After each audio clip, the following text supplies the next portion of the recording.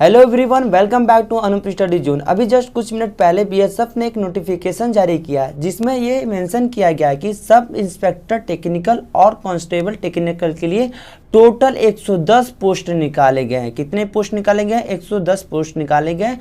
और इस पोस्ट के लिए बहुत सारे रूल रेगुलेशन भी क्या किया गया है, इस नोटिफिकेशन में मेंशन किया गया है।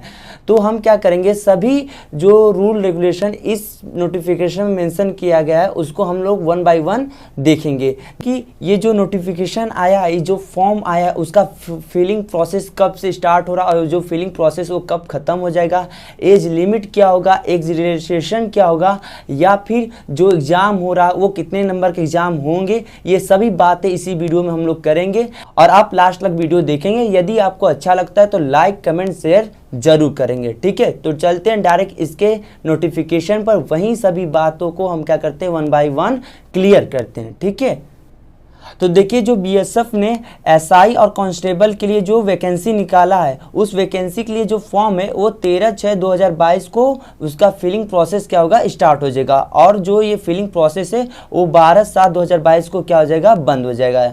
जो वैकेंसी निकाला गया उसका डेट कितना है फिलअप करने का, तो 13/6/2022 है। और उसका जो लास्ट डेट है वो है 12/7/2022। और इस वैकेंसी का जो फी है, लास्ट फी हम लोग 12/7/2022 तक दे सकते हैं। और जो एग्जाम डेट होगा वो अभी इस नोटिफिकेशन में शो नहीं किया गया है, लेकिन जैसे ही शो कर दिया जाएगा हम लोग क्या करेंगे, आपको नोटिफिकेशन दे देंगे कि इसका एग्जाम कब होगा, ठीक है। यदि बात करें इस फॉर्म का फी के बारे में, तो जनरल, ओबीसी और ईडब्ल्यूएस कैंडिडेट के लिए 200 रुपीज़ रखा गया है फॉर मेल, और वहीं एसटी एससी के लिए 0 रुपीज़ रखा गया है। और ऑल फीमेल, यानी कहने का मतलब सभी कैटेगरी के फीमेल के लिए जो फ़ी है वो 0 रुपये है। और फ़ी हम लोग कैसे दे सकते हैं, तो through the debit card, credit card और बैंकिंग के थ्रू हम लोग क्या सकते हैं, फ़ी दे सकते हैं, ठीक है। वहीं अगर बात करें हम लोग एज की, तो देखिए ये दोनों वैकेंसी के लिए एज जो है अलग अलग है। अगर बात करें एसआई के लिए तो वो एज दिया गया है 18 से लेके 30 वर्ष। अगर जो भी कैंडिडेट 18 से 30 वर्ष के बीच में आते हैं वो एसआई पोस्ट के लिए क्या कर सकते हैं, फिलअप कर सकते हैं। वहीं अगर बात करें कांस्टेबल पोस्ट के लिए, तो जो कैंडिडेट 18 से लेकर 25 वर्ष के बीच में है वो इस पोस्ट को क्या कर सकते हैं, फिलअप कर सकते हैं। और बात करें एज रिलैक्सेशन के लिए, तो ये अलग अलग कैटेगरी के लिए अलग अलग एज रिलैक्सेशन मिलेगा, ठीक है। जैसे अगर बात करें एसटी एससी के लिए तो उसे 5 वर्ष एज रिलैक्सेशन मिलेगा। यदि अगर बात करें ओबीसी के लिए तो इसे 3 वर्ष की छूट मिलेगी। वहीं बात करें एक्स सर्विसमैन फॉर जनरल के लिए तो इसे 3 वर्ष के लिए छूट मिलेगा। और ओबीसी के लिए 6 वर्ष छूट मिलेगा। और एसटी एससी के लिए 8 वर्ष छूट मिलेगा। और गवर्नमेंट सर्वेंट फॉर जनरल के लिए 5 वर्ष छूट मिलेगा। और ओबीसी के लिए 8 वर्ष छूट मिलेगा, ठीक है। और वहीं पर गवर्नमेंट सर्वेंट एसटी एससी के लिए 10 वर्ष छूट मिलेगा।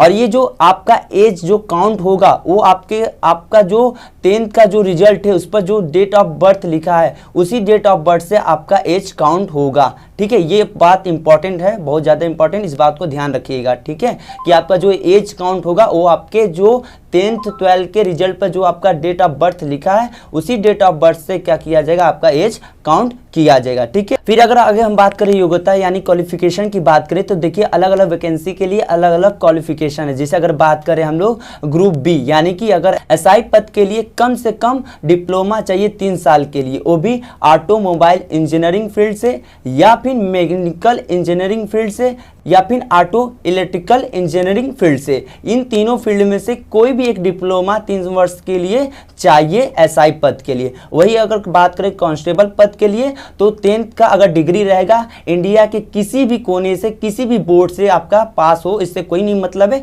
बस 10th का डिग्री हो। और उसके साथ साथ क्या हो, आईटीआई का क्या हो, सर्टिफिकेट हो। अगर ये आईटीआई का सर्टिफिकेट नहीं है तो 3 साल का क्या चाहिए, वर्क एक्सपीरियंस चाहिए। यदि आपके पास इतना योग्यता है तो आप कांस्टेबल के लिए क्या है, एलिजिबल हैं, ठीक है। आगे बढ़ते हैं। फिर आगे बात किया physical standard for the post of sub inspector and constable की बात किया, यानी कहने का मतलब फिजिकल का बात कर रहा है कि फिजिकल में सब इंस्पेक्टर और कांस्टेबल के लिए क्या क्या चाहिए। अगर बात करें हाइट की बात करें तो हाइट जो है मेल के लिए 165 सेंटीमीटर चाहिए। अगर चेस्ट की बात करें तो 75 से लेके 80 सेंटीमीटर चाहिए। 75 जो सेंटीमीटर रहेगा वो बिना फुलाए हुआ रहेगा चेस्ट, और 80 सेंटीमीटर सेंटीमीटर जो है वो चेस्ट को फुलाए हुआ रहेगा। ठीक है, यही बात करें वेट का, तो वेट का जो आपका जो वेट रहेगा वो आपके हाइट के कॉरेस्पॉन्डिंग रहेगा। अगर फीमेल का बात करें हाइट के लिए तो 150-70 सेंटीमीटर चाहिए और इसमें चेस्ट का कोई बात भी मेंशन नहीं किया गया। अगर बात करें वेट फॉर फीमेल के लिए तो जो हाइट रहेगा फीमेल का उसका प्रोपोर्शनल ही क्या चाहिए, वेट चाहिए उसका। ठीक है, और ये जो नोट में पहला पॉइंट है वो इंपॉर्टेंट है क्योंकि जो भी कैंडिडेट गढ़वाली, कुमाऊं, गोरखा और डोगरा, मराठा इन इलाकों से जो बिलोंग करते हैं और जो सिक्किम, नागालैंड, अरुणाचल प्रदेश, मणिपुर, त्रिपुरा, मिजोरम, मेघालय, असम, हिमाचल प्रदेश और जम्मू कश्मीर के इलाकों से जो बिलोंग करते हैं कैंडिडेट, उनके लिए जो मिनिमम हाइट चाहिए, कम से कम उन्हें जो हाइट चाहिए वो 160 सेंटीमीटर हाइट चाहिए। वही अगर बात करें एसटी के लिए तो कम से कम हाइट उनको 162.5 सेंटीमीटर चाहिए। ठीक है, यदि बात करें इन इलाकों में जैसे कि गढ़वाली हो गया, कुमाऊं हो गया, गोरखा और डोगरा, मराठा इन इलाकों में और इनके साथ साथ सिक्किम, नागालैंड, अरुणाचल प्रदेश, मणिपुर, त्रिपुरा, मिजोरम, मेघालय, असम, हिमाचल प्रदेश, जम्मू कश्मीर इन इलाकों में जो कैंडिडेट बिलोंग करते हैं इनका कम से कम चेस्ट जो चाहिए वो 73 सेंटीमीटर चाहिए और जो कैंडिडेट एसटी से बिलोंग करते हैं उनको कम से कम जो चेस्ट चाहिए वो 71 सेंटीमीटर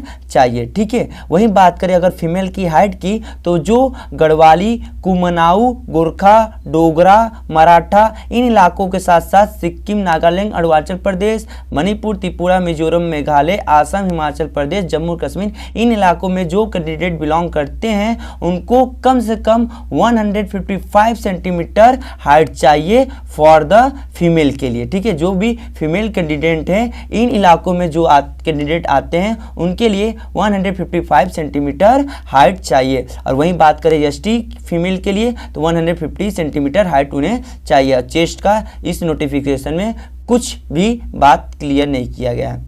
अगर बात करें फीमेल की वेट कितना चाहिए तो जो भी हाइट रहेगा उसके कॉरेस्पॉन्डिंग उनका वेट उनको चाहिए। ठीक है, आगे डी पॉइंट में इस नोटिफिकेशन में मेंशन किया गया है medical standard for the post of sub inspector constable और इसके अंतर्गत जो पहला पॉइंट दिया गया वो दिया है आई साइट। देखिए आई साइट दो तरीके से चेक किया जाता है, एक नियर विजन तरीके से चेक किया जाता है और दूसरा जो है डिस्टेंस विजन तरीके से चेक किया जाता है। यदि आपका N6 है तो आपका जो आई है वो बहुत ही क्या है, अच्छा है। ठीक है, यदि आपका N9 है तो आपका आँख क्या है, थोड़ा सा खराब होगा नियर विजन के अंतर्गत। यदि आपका 6/6 है तो आपका क्या है, आँख अच्छा है डिस्टेंस विजन के अंतर्गत। यदि 6/9 है तो आपका क्या है, थोड़ा सा आँख क्या होगा, खराब होगा डिस्टेंस विजन के अंतर्गत।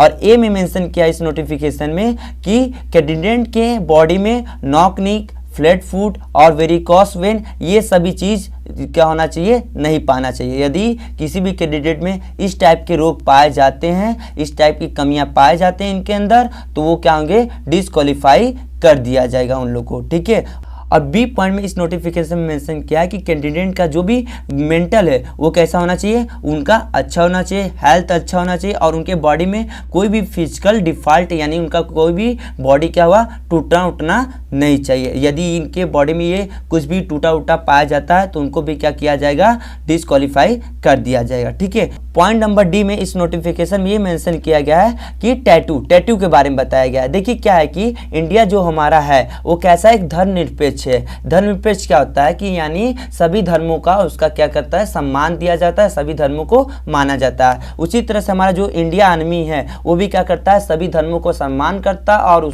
इसीलिए क्या किया है, कैंडिडेट को टैटू क्या किया, अलाउ किया, लेकिन उसके साथ कुछ कंडीशन भी दिया है। यदि जो टैटू लगा रहे हैं कैंडिडेट तो वो जो टैटू लगाएंगे वो अपने लेफ्ट हैंड राइट में लगाएंगे और जो टैटू का साइज होगा वो 1/4 से कम टैटू का साइज होगा, तभी क्या होगा, कैंडिडेट को अलाउ किया जाएगा इस एग्जामिनेशन में। ठीक है, मान लीजिए बाय द केस जो कैंडिडेट क्या कर रहे हैं, पेपर में बैठने से पहले ही अपने टैटू को क्या कर रहे हैं, हटवा दे रहे हैं और उनका जो टैटू है वो हट भी जा रहा है लेकिन अगर थोड़ा सा भी दाग धब्बा है तो उस टैटू को टैटू न कर क्या कहा जाएगा, निशान कहेगा। और इसलिए इस केस में क्या होगा कि कैंडिडेट जो भी रहेंगे उनको क्या किया जाएगा, उनका परीक्षण किया जाएगा, उनका मेडिकल टेस्ट होगा। ठीक है, यही पॉइंट में ये क्या किया गया है, मेंशन किया गया है। फिर आगे बात किया सिलेक्शन प्रोसीजर के बारे में बात की। देखिए जो सिलेक्शन होता है वो दो तरीके से होता है। पहला जो होता है वो रिटेन के थ्रू होता है और दूसरा जो है वो फिजिकल के थ्रू होता है। पहले हम लोग रिटेन करते हैं, फिर उसके बाद फिजिकल करते हैं। यदि आप रिटेन में पास हो जाते हैं और फिजिकल में फेल हो जाते हैं तो आपको एग्जाम में क्या किया जाएगा,